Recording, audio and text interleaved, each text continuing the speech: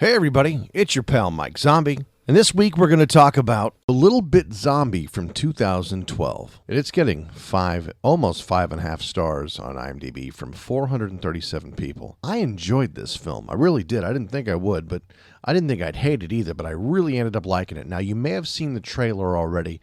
I know McPierce put it up on our Little Dead YouTube page, and the trailer doesn't do it justice. The trailer looks okay, looks entertaining, but it really doesn't do the film justice. Now, I'll read the brief synopsis here. Infected by a virus, a mild-mannered HR manager attempts to fulfill his overwhelming desire for brains, all the while trying to keep it together so as not to incur the wrath of his bridezilla-to-be. This movie was fun, and yet they actively go for some comedy and some zombiness.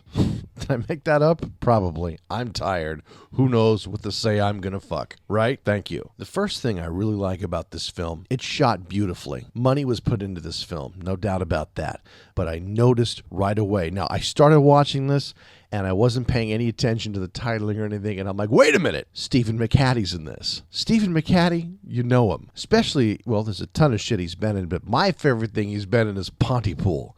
He's our angry DJ that's pretty fucking badass. He is even more badass in this film. And a side note, Pontypool 2 apparently is done with principal filming. I'm really excited about that. Apparently it's going to be a really great film. I can't wait to see it. But Stephen McHattie's in this, and he's a zombie killer. He's a tough, kick-ass, kind of cowboy zombie killer. He's got his helper that's working with him. But they're a little tiny group of zombie killers. But that's besides the point. We start off with them destroying what looked like a campsite that's being overrun by zombies. We have two couples driving to a cabin in the woods. Yes, it's starting off somewhat Evil Dead, but it's our hero, Steve, his fiancée Tina, his best friend, I think it's Craig, I believe it was, pardon me if I've got that wrong, and Steve's sister, Sarah. Now, they're going on a bit of vacation up to a cabin, the family cabin, but the bride-to-be, Tina, is planning the wedding, and she's real anal retentive. They joke about the bridezilla, but she really is. Nothing's more important than her wedding, and everybody has to bend over backwards to make this wedding happen exactly how she wants. So that's the goal throughout this film, as it's a running goal. Everything is done, it seems, only to make sure this wedding gets pulled off. Now, what I liked about this film initially, other than the look of it, they went weird right away. This is all because of zombies, obviously, but Steve has a problem because a mosquito drinks from a zombie and becomes a zombie mosquito and then stops at nothing to sting everybody and take their blood. And this fucking mosquito nails Steve 4 or 5 times, and he keeps slapping it. But it's a zombie mosquito, so it's like, it's not going to give up. That was kind of funny. And this does bring up a question now that I will discuss with my esteemed zombie colleagues, such as McPierce, Will Finley, Vaughn, Midnight Corey, Misfit Boy. These are people I'm going to ask. We've never really thought about how a mosquito could affect the zombie apocalypse. Why not discuss it? Malaria can spread. Why couldn't any other bloodborne pathogen, like zombie AIDS? I don't know. But why couldn't that happen? I don't know. But that's something to think about in the apocalypse. I'm going to be walking around one of those nets that people in Africa sleep under when they've got some kind of crazy-ass 9-mile fever coming out of their ass. I don't know what the fuck it is, but you've seen the mosquito nets. I'll be walking around one of those. I don't know. But it was a neat take. I don't think I've seen any of the film push that. I'm sorry. I'm getting away from the movie. So they go to the cabin, and we really like everybody. All these people are fun and funny. Steve's the HR manager. He's focusing on conflict resolution. His wife, she's this snooty bitch, but fuck, she looks, well, you trust me, she's amazing. And the other guy, the muscle-bound friend, he's just fucking funny. And the other sister, Kristen, beautiful girl, but just played her part well. She's the concerned sister, but everybody was really entertaining. And then you throw in Stephen McHattie, and it's fucking awesome. Because I'm going to give this a good review. I enjoyed this film. I audibly went, ha, ha, ha, and laughed at several points where I'm hearing from the other room, I thought you were watching a zombie film. I am. And it's one thing when you're watching Shaun of the Dead and they're actively working for the laugh, and they kind of, and you're in that mode. But I didn't approach this from the comedy mode. So when it was hitting me, I was really laughing. And I appreciate the fact that, I mean, it was set up to be funny, but some of this was so witty. Some of the dialogue was so great and snappy. It made me love this film even more. Steve is becoming a zombie. He doesn't want to be, and because he's not a normal zombie, because it went from zombie to mosquito to him, he's a bit different. And he keeps a lot of who he is, most of who he is.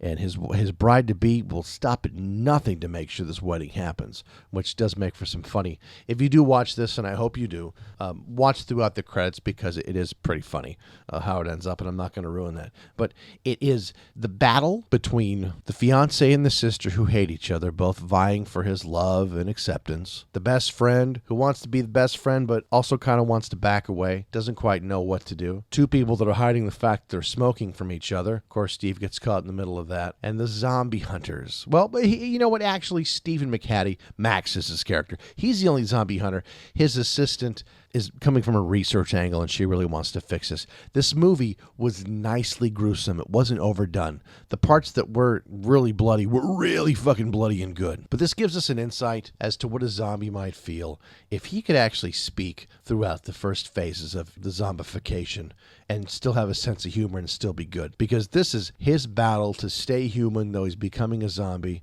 That's his fiance's battle to pretend it's not happening. It's his best friend's job to kind of embrace it. Oh, they have fun because he can't feel pain. So then it becomes the, hey, check this out. I'm going to hit you with a baseball bat, and let's see if you notice kind of games.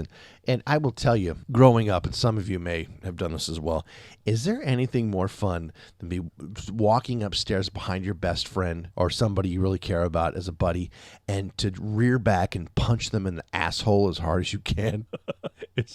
If you've never done it, it's just for fun. The next time one of your friends is walking upstairs in front of you, just actually come up, bend down like you're going to tie your shoe and come up blasting and light that motherfucker up and punch him square in his asshole. They will collapse and scream and then probably start laughing, wondering what the fuck happened, and then won't be able to feel the legs for about 10 minutes. It's great fun. It's a party trick. Everybody loves it. Just kidding. No, I'm not kidding. It really is fun. But they have a lot of fun trying to see how much pain he can take. And the enabling, the how do we feed you, the let's feed you. Well, we're going to have to get you some fresh brains because Steve can't eat normal food. Animal brains, as we find out, really it's just doesn't do anything for him. It's junk food. His body rejects it. He feels good for a little while, but he barfs it all up. He needs fresh human brains. And the journey to get them and the battle for them and what to do with them really did make this movie funny. So I don't want to go any further. It was a funny movie. It's got a five-star rating, and I think that's reasonable. I had a lot of laughs during this film, and I think you'll like it. So on the Berdinsky rating scale of buy it, borrow it, or don't bother, this would be a strong borrow, possibly even a buy. I'm going to see if I can find this on Xbox and put it on my hard drive because this was funny. And anything Stephen McHattie's in, I'm fucking buying. I don't give a shit. God, he's been in a lot of stuff too, but I love his attitude. Some of the acting was a bit over the top. That's okay. I'll let it go in this case. It didn't annoy me with the stupid slapsticky jokes. The jokes were pretty good, and the writing was pretty witty. There's something for everyone in this film, and it's not inappropriate. There's a couple of scenes you might not want little kids to see, some lingerie scenes, but smoking hot. Anyway, so this is a strong borrow for sure. And special thanks to our new 40 some odd people that got turned on to the show this week. You're welcome. I don't know why I didn't actively try to recruit you before, but now I have. I'm on this show as Mike Zombie, but many of you know me as DeBaney, and that's fine. It's all one and the same, and I'm legally working to change that. My name legally will be Mike Zombie here, hopefully in a matter of months, so that'll be great. Anyways, you guys have yourselves a fantastic weekend. I got to go to work tomorrow, so fuck me in the face. I'm out.